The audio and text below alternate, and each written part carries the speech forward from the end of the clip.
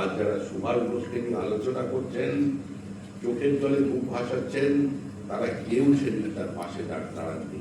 পাকিস্তান নামে কোন জাতি কোনোদিন ছিল না। পাকিস্তানের নাম পরবর্তীকালে নিয়ে আসা হল। হিন্দু মুসলমান একসঙ্গে কোনোদিন বেঁচে থাকতে পারে না।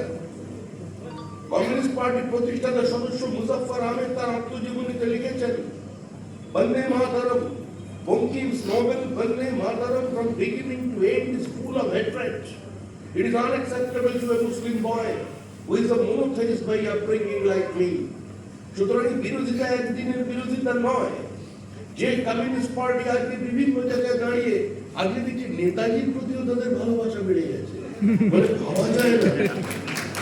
এই কমিউনিস্ট পার্টিকে একদিন পুলিশ লিগ করেছিলেন, যারা দিনের পর দিন সুভাষচন্দ্র বসুর বিরোধিতা করেছিলেন, যারা নাকি বুদ্ধকল কোনোদিন শোনেননি, কোন শব্দটার সঙ্গে যারা নাকি পরিচিতই নয়, যারা কোনোদিন রিগিং শোনেনি, কোনোদিন চাকরি বিক্রি শোনেনি, ক্যাডার তোষণ শোনেনি, সেই কমিউনিস্ট পার্টি তারা ভারতবর্ষটাকে কখনো 28টি রাষ্ট্রে, কখনো 14টি রাষ্ট্রে টুকরো টুকরো করে তারপরে ব্রিটিশের কাছে আবেদন জানিয়েছিলেন ডমিনিয়ন স্ট্যাটাস দেওয়া। শুধু এখানেই থেমে দেখেননি, গোপনে চিঠি দেননি। তাদের মুখপাত্র পিপলস ওয়ার্ড পত্রিকায় সেই ম্যাপ পর্যন্ত তারা প্রকাশিত করে দিয়েছিলেন। ভারতবর্ষের মাটিতে নতুন আওয়াজ উঠল, হিন্দু মুসলমান যদি পৃথক জাতি একসঙ্গে বসবাস করতে পারে না। কমরেডরা কি বিরাট তত্ত্ব আবিষ্কার করলেন, কারণ ওদের সমস্ত দলিল থাকে তো তত্ত্ব, লেখাপড়াটা ভালো। গঙ্গাধর অধিকারী থিসিস চলে এলো সামনে। Minority has a right to self-determination. We want the right of self-determination. আত্মনিয়ন্ত্রণের অধিকার চাই, আর তাই ভারত ভাগ মানতে হবে, তবেই ভারত স্বাধীন হবে। 1940 থেকে 1942, 1942 থেকে 1944 গান্ধীজি বারবার তার হরিজন পত্রিকায় সচেতন করেছেন। অবশেষে হতাশ গান্ধী লিখছেন, এই বিপুল সংখ্যক মুসলমান যদি আত্মনিয়ন্ত্রণের অধিকারের দাবিতে পাকিস্তানের দাবি জানায়, তাহলে পাকিস্তান হবে, যদি না অবশিষ্ট বৃহত্তর জনসমাজ তার বিরুদ্ধে রুখে না দাঁড়ায়। অর্থাৎ গান্ধীজি পরোক্ষভাবে প্রকাশ্যে তিনি হিন্দুদের সংগঠিত হওয়ার কথা বলেছেন, এগুলো তো নথিতে আছে। গান্ধীজি তার হরিজন পত্রিকায় আর্টিকেলে বারবার একথা লিখেছেন যে যদি বৃহত্তর জনসমাজ সংঘবদ্ধ না হয় তাহলে বিভাজন হবে। যদি সেদিন সারা ভারতের বৃহত্তর জনসমাজ সংগঠিত হয়ে যেত, পণ্ডিত নেহেরু, মহাত্মা গান্ধী, সর্দার বল্লভ ভাই প্যাটেল, গোখলেরা কেউ ভারতবর্ষ বিভাজনকে মেনে নিতেন না, মেনে নেবার ক্ষমতা তাদের। সেই নেতৃত্ব এখানে ছিল না। নেতৃত্বের অভাবের কারণে আত্মসমর্পণ করে গেছে তারা। কিন্তু দুর্ভাগ্যের বিষয় 1960 সালে the last days of British Raj, সেই বইয়ের লেখক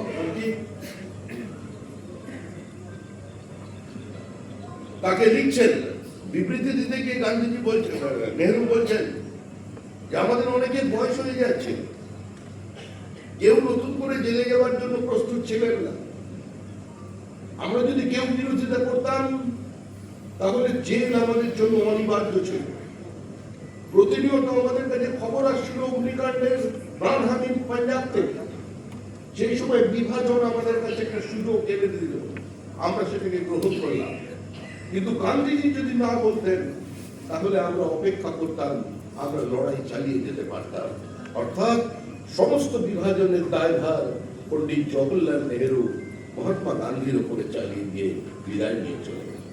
আজকে যে বাঙালিরা নেতাজি সুভাষচন্দ্র বসুর কথা বলছেন, হরিপুরা কংগ্রেসে যেখানে ফট্টবি সীতারামাইয়াকে নেতাজি পরাজিত করেন, সেদিন বাংলার কংগ্রেসীরা সুভাষ বোসের পক্ষে ভোট দেননি। সুভাষ বোস জিতেছিলেন পাঞ্জাবের ভোটে, সুভাষ বোস জিতেছিলেন উত্তরপ্রদেশের একটা ব্লকের ভোটে, কিছু অংশের মানুষের ভোটে। সুভাষ বোস জিতেছিলেন মিস্টার নরিম্যানের নেতৃত্বে মহারাষ্ট্রের ভোটে। সেদিনও কিন্তু বাঙালি সুভাষ বোসের পাশে দাঁড়াননি। আজ যারা সুভাষ বোসকে নিয়ে আলোচনা করছেন, চোখের জলে মুখ ভাসাচ্ছেন, তারা কেউ সেদিন তার পাশে দাঁড়াননি। একজন মানুষ নির্বাচিত হলেন, গান্ধীজি ঘোষণা করলেন Siddaramaiah's defeat is the defeat of mind. Congress Subhash বোসকে কমিটি পর্যন্ত তৈরি করতে দেয়নি। ক্ষমতা হস্তান্তরের সময় তৎকালীন প্রধানমন্ত্রী কে হবেন গান্ধীজি ঘোষণা করে দিয়েছিলেন আগেই, জওহরলাল নেহেরু। প্রত্যেকটি প্রাদেশিক সভার কাছ থেকে বলা হলো নেহেরুর নাম প্রস্তাব করে তারা প্রস্তাব আকারে যেন পাঠায় দিল্লিতে। 15টি প্রাদেশিক কংগ্রেসের সভা, সেই সভার মধ্যে 12টি ভোট পেয়েছিলেন সরদার বল্লভভাই প্যাটেল, 2টো ভোট পেয়েছিলেন ফট্টবি সীতারামাইয়া, সম্ভবত আরেকটি ভোট ছিল, এই মুহূর্তে আমার নামটা মনে পড়ছে না। একটি ভোটও না পেয়ে যিনি দলের নেতা নির্বাচিত হয়েছিলেন তার নাম পণ্ডিত জওহরলাল নেহেরু। পরবর্তীকালে গান্ধীজিকে প্রশ্ন করা হলে গান্ধীজি তার উত্তরে বলেন, there is only Englishman in my army. নেহেরুকে চিহ্নিত করে দেয় সর্দার প্যাটেলের প্রগাঢ় গান্ধী ভক্তি কারণে। প্যাটেল কিন্তু তিনি চাইলে তিনি দেশের প্রধানমন্ত্রী হয়ে যেতে পারতেন, কিন্তু তিনি গান্ধীজির প্রতি তার শ্রদ্ধা, তার ভক্তি, তার সমর্পণ এবং তার কমিটমেন্টের কারণে তিনি কিন্তু কোনো বিদ্রোহ করেন। আমরা একটা বিশাল অবস্থার মধ্যে দাঁড়িয়েছি। সুভাষচন্দ্র বোস বিতাড়িত না হলে ভারতবর্ষ ভাগ হতো না, বন্দে মাতরমের বিভাজন না হলে কোনোদিন ভারতবর্ষ ভাগ হতো না, কিন্তু ভারত আবার ঘুরে দাঁড়িয়েছে নতুন করে। আজাদির ফৌজের শেষ জীবিত সদস্য মাত্র কিছুদিন আগে দিল্লিতে একটা সভায় গিয়েছিলাম, সেখানে আমাদেরই প্রাক্তন কংগ্রেসের বিধায়ক মিঠুদা, দেবপ্রসাদ রায় মিঠুদার আহ্বানে এসেছিলাম। 103 বছর বয়স, তিনি কিন্তু সেই আজাদির ফৌজের ড্রেস পরে তিনিও এসেছিলেন। এখনো হেঁটে চলে বিভিন্ন তিনি সভায় যান। তার সঙ্গে পাশে বসে কিছুক্ষণ কথা বললাম, নেতাজি কিছু স্মৃতির কথা তিনি তুলে ধরলেন। পরবর্তীকালে বলেছিলেন যে এই কংগ্রেসের আন্দোলনের ভূমিকা কি ছিল।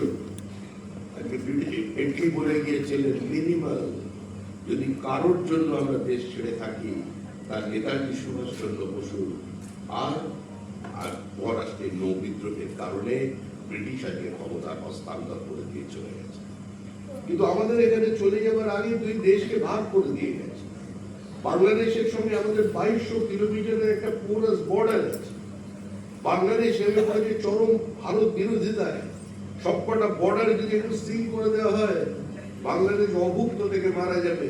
কিন্তু ওখানেও যারা আছেন, ওখানেও দত্ত, গুপ্ত, ঘোষ, মিত্র, ভট্টাচার্য, মুখার্জি, ওখানেরও জয়সওয়াল, ওখানেরও চাকমা, ওখানেরও বুদ্ধিস্ট, ওখানের মধুয়া, ওরা আমাদের রক্ত, ওরা আমাদের ভাই। আজকে তাদের তুলে নিয়ে যাওয়া হচ্ছে। 20-22 বছরের মেয়ে যদি একবার অপহৃত হয়, সে আর কোনোদিন ফিরে আসবে না। 40 বছরের মহিলাকে যদি নিয়ে যাওয়া হচ্ছে, 35 থেকে 40, 10 থেকে 12 দিনের পরে ফেরত দিয়ে আসা হচ্ছে। গতবারে দুর্গাপুজো ঠিকঠাক করতে দেওয়া হয়নি, এবারেও করতে দেওয়া হবে বলে যা হবে কিনা জানা নেই। কারণ মিলানে যে সমস্ত গান চলে, দুর্গাপুজোর অঞ্জলির সময় সেখানেই বক্স লাগিয়ে হিন্দুদের প্যান্ডেলের সামনে সেটা শুরু করে দিচ্ছে। কয়েকটি বাংলাদেশের নির্দিষ্ট পকেট ছাড়া ওখানে হিন্দুদের কোনো অধিকার নেই। সকালবেলা তাদের সম্বোধন করা হয় মালাউনের বাচ্চা বলে। আজকে তাদের সঙ্গে আমাদের এখানকার কবি, শিল্পী, বুদ্ধিজীবী, চলচ্চিত্রের শিল্প পরিচালক কত আছে, তারা বলেন এপার বাংলা ওপার বাংলায় দুজনই আমরা এক, আমরা দুজনেই তো একই ভাষায় কথা বলি, আমরা দুজনেই তো বিরাট ভাবে আমরা মানে কি বলবো, দিলে আর দিলে মিলাবে মিলিলে আমরা এই অবস্থাতে আছি। 1902 সালে সম্ভবত 2 কিংবা 12 সালে বিবিসির তত্ত্বাবধানে জনপ্রিয়তা নিয়ে একটা বাঙালিদের মধ্যে, কারণ আমরা বাঙালি বলতে অনেক রকম বুঝি, তো বাঙালিদের মধ্যে একটা ভোট হয়, তার 1 নম্বর জায়গা অধিকার করে গিয়ে 1 নম্বর স্থান পায় সেখানে মুজিবুর রহমান, 2 নম্বর জায়গা রবীন্দ্রনাথ ঠাকুর, আর অনেক কষ্ট করে বিবেকানন্দ 12 নম্বর স্থানে জায়গা করে নিতে পেরেছিলেন 20 জনের মধ্যে। কারণ সংখ্যায় আজকে এই ধরনের মানুষ আর বেশি। এই সহজ কথাটা সহজভাবে বলতে আমাদের বাঙালিদের আপত্তি কোথায় আছে? আমরা তো শেষ হয়ে যাচ্ছি, আমরা তো ফুরিয়ে যাচ্ছি। এই ক্ষমতার পথ পরিবর্তনের মধ্যে দিয়ে শুধুমাত্র একটা রাজনৈতিক দল বা বর্তমানে শুভেন্দু অধিকারীর নেতৃত্বে যে পশ্চিমবঙ্গ রাজ্য সরকার তৈরি হয়েছে তারাই সমস্ত সমস্যার সমাধান করতে পারবে। যদি আমরা আমাদের ইতিহাসকে বিস্মৃত হয়ে যাই, যদি আমরা আমাদের পরবর্তী প্রজন্মকে না জানিয়ে দিতে পারি যে আমরা কোথা থেকে এসেছি, আমরা কেন এসেছি, আমরা কিভাবে এসেছি, কোন পরিস্থিতির বাধ্যবাধকতায় আমরা সভূমে পরবাসী হয়েছি, আমাদের মাথায় একটা ছাপ লাগিয়ে দেওয়া হয়েছে উদ্বাস্তু। এই উদ্বাস্তুর ছাপ দিয়ে আমরা এই বিভিন্ন যাদবপুরের এদিকে ওদিকে বিভিন্ন কলোনির বাসিন্দা হয়ে গেছি। আমাদেরও জমি ছিল, আমাদেরও হয়তো গ্রামে ছোট বাড়ি ছিল, পুকুর ছিল, আমাদেরও একটা নিজস্ব আত্মমর্যাদা ছিল, আত্মপরিচয় ছিল, আমাদেরও পিতৃপুরুষ ছিলেন, আমাদেরও আগের প্রজন্ম ছিলেন। কিন্তু সমস্ত কিছু ভুলে আমরা কেন এখানে চলে এলাম, কেন আমরা উদ্বাস্তু হলাম? এই কেনর উত্তর শুধু নিজেকে পরিবার করতে নয়, এই কেনটা যাতে আপনার বাড়িতে যে বাচ্চা ছেলেটা এখন ক্লাস 4-এ পড়ছে, সে যখন ক্লাস 10-এ উঠে একটু বুঝতে পারবে, ইতিহাস পড়বে, তখন তাকে বোঝাতে হবে। না হলে বাংলার মুক্তি নেই, বাঙালির মুক্তি নেই। এই বিভাজন বিভীষিকার আয়োজন করা। ধন্যবাদ। আমি আশা করব যে স্বপ্ন নিয়ে আমরা সবাই এগিয়েছি, সঙ্গে করে মাটি নিয়ে আসতে হবে। বিনা মাটিতে আমরা কাউকে কোনো জায়গা দেবো আছে তো